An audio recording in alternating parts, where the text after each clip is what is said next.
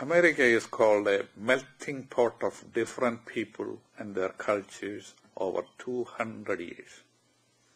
But our ancestral land, Kerala, has been a melting pot of various people, cultures and religions for over 3,000 years.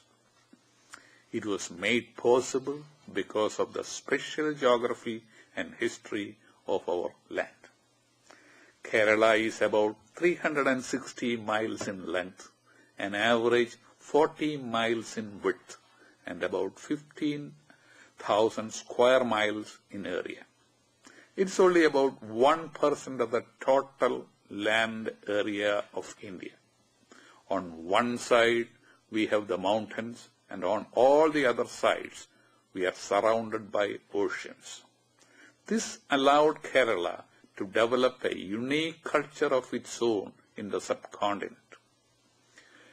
Its long seashores brought us in contact with many nations and cultures and religions from the time immemorial.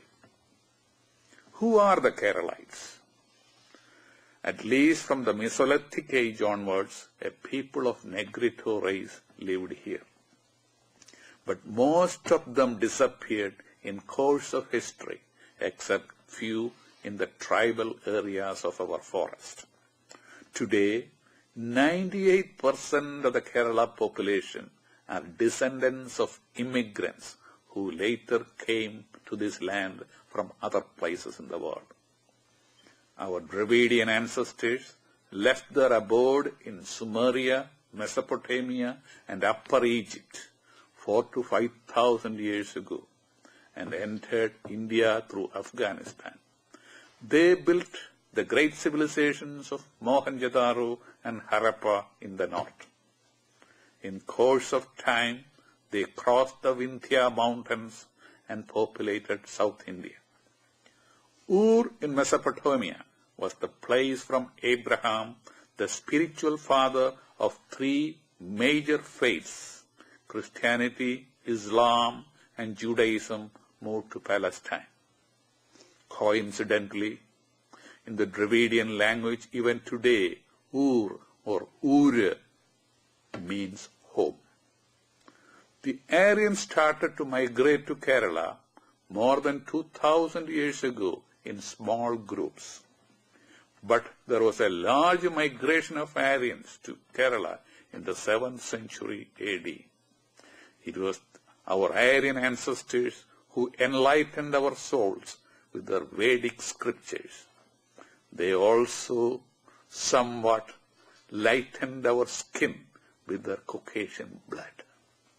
Buddhist Jain faith came to Kerala between the 2nd century BC and 4th century AD. They left, Buddhism and Jainism left their indelible imprints in our soil through their Pallis, Kalaris, Shastava, Sharanamli, and even today through the Ayurvedic system of medicine.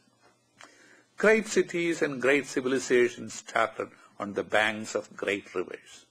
London on the banks of river Thames, Rome on the banks of river Tiber, Alexandria on the banks of river Niles, Ayodhya on the banks of river Ganges, and Babylon on the banks of Euphrates, Tigris rivers. There was a great citadel of civilization on the banks of our Periyar river. It was in Kodungallur, or Masuris, as the foreigners called it then. There was no culture, no civilization, no religion of any importance in the past that did not pass through the corridors of our Kodungallur. Hippolytus monsoon wind brought ships carrying Phoenicians, Arabs, Romans, and the Jews to our shores. There was a temple to Augustus Caesar in Kodungallur in the 1st century AD. People came to buy our spices, which was the only way of preserving food before refrigeration was invented. It is believed by many historians that King Solomon's ships came to Puvar, port in Kerala, to fetch the spices that burned around the Ark of the Covenant described in the Old Testament. Jews came to Kerala immediately after their Babylonian captivity, 585 years before Christ. Few years ago, I spent some time in Israel with some of the first-generation Kerala Jews who returned to Israel. They still consider themselves as Malayalis and speak Malayalam at their home. They told me very proudly that in Israel, their ancestors were the only Jews who were not persecuted when they were living in a different country. St. Thomas came to Kerala in 52 AD and started one of the earliest Christian communities in the world. We, the Christians, were living in Kerala for the past 2,000 years.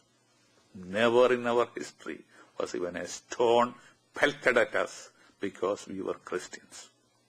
I think no Christian community anywhere in the world can make a claim as we can. Islam came to Kerala immediately after the death of the Prophet, peace be upon him.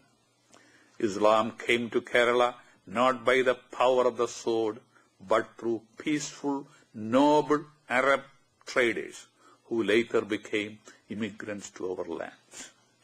They were upright, honest men and models of impeccable character that the then King Samudri of Kozhikode encouraged his fishermen subjects on the coastal region to bring up at least one of their children as a Muslim. Kananai Thuman, the illustrious predecessor of our Kananai community in Kerala, came to our place, Kerala, with 72 families from Edessa in 345 AD. There is a story about his first meeting with the reigning king of Kerala at that time. The king asked his servants to bring a glass of milk and the local sugar crystal, Kalkandam. The king requested the visiting dignitary to dissolve the sugar in the milk.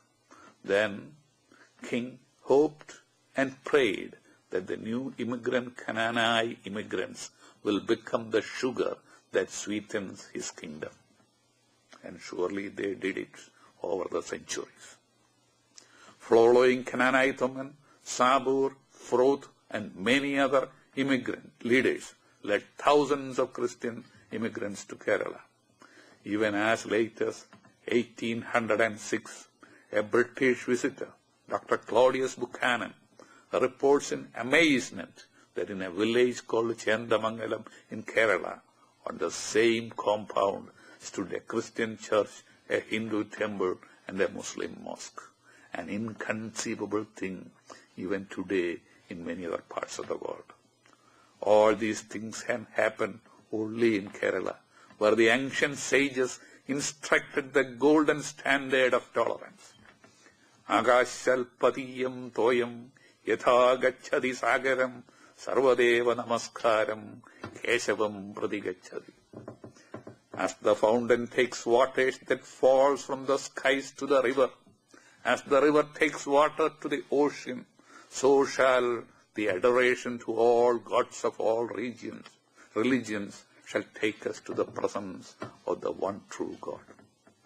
At a time when darkness, conflicts, bigotry, and confusion on matters of faith were everywhere else, the light of tolerance was kept burning on the banks of our Periyar River and elsewhere in Kerala. As the days are gone and the decades recedes behind us, and another generation takes our place on this adopted land of ours in America, let us leave the legacy of tolerance which we inherited from our forefathers.